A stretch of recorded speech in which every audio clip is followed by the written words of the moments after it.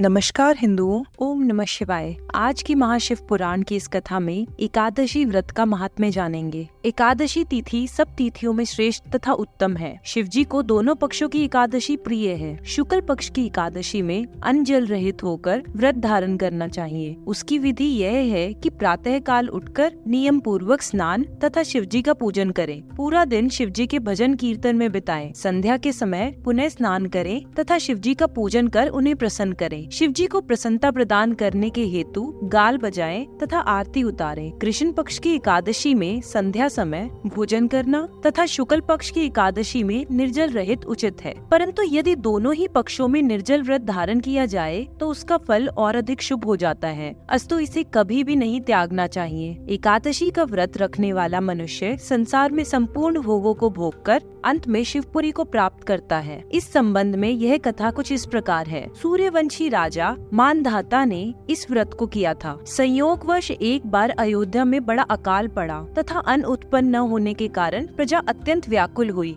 तब सभी प्रजाजन एकत्रित होकर राजा के समीप गए और हाथ जोड़कर इस प्रकार प्रार्थना करने लगे, हे पृथ्वीपति, ऐसा कौन सा पाप हुआ जिसके कारण यह अकाल पड़ा है और हम लोगों को भारी कष्ट भोगना पड़ रहा है। हे महाराज, हम लोग भूख से मरे जा रहे हैं। अस्तु आपके शरणागत हैं, आप हमारी रक्षा कीजिए और कोई ऐसा श्रेष्ठ उपाय बताइए जिससे सब लोगों का कष्ट दूर हो। प्रजाजनों के मुख से यह वचन सुनकर राजा मानधाता ने अत्यंत लज्जित हो ब्राह्मणों को बुलाया और उनका सम्मान करते हुए हाथ जोड़कर यह पूछा, हे महानुभावों, आप मुझे ये बताने की कृपा करें कि मेरे देश में वर्षा क्यों नहीं हो रही है। इसके साथ ही आप कोई ऐसा उपाय भी बताइए जिसके करने से वर्षा होकर सब लोगों को आनंद प्राप्त हो। राजा की प्रार्थना सुनकर सब ब्राह्मणों ने विचार कर उत्तर दिया, हे राजन, वर्षा न होने का कोई कारण हमें ज्ञात नहीं होता, परंतु वर्षा होने के लिए हम तुम्हें उपाय बताते हैं। इतना कहकर ब्राह्मणों ने वर्षा होने के अनेक उपाय बताए, परंतु उन्हें करने पर भी किसी प्रकार की वर्षा न हुई। यह देखकर राजा अत्यंत निराश तथा चिंतित हो राजधानी त्याग वन में चले गए। वहाँ लोमश नामक एक तपस्वी रहते थे। वे तपस्वी बड़े आत्मदर्शी, ज्ञानी और शिवजी के भक्त थे। राजा ने उन्हें सिद्ध जानकर बहुत प्रकार से स्तुति प्रशंसा की। फिर हाथ जोड़कर इस प्रकार कहा, हे सर्वज्ञ प्रभु, अयोध्या में वर्षा न होने के कारण संपूर्ण प्रजा अत्यंत दुखी है। अब मैं व्याकुल होकर अपनी राजधानी त्याग यहाँ वन में चला आया हूँ। सौभाग्य से मुझे आपके श्री चरणों के दर्शन प्राप्त हुए हैं।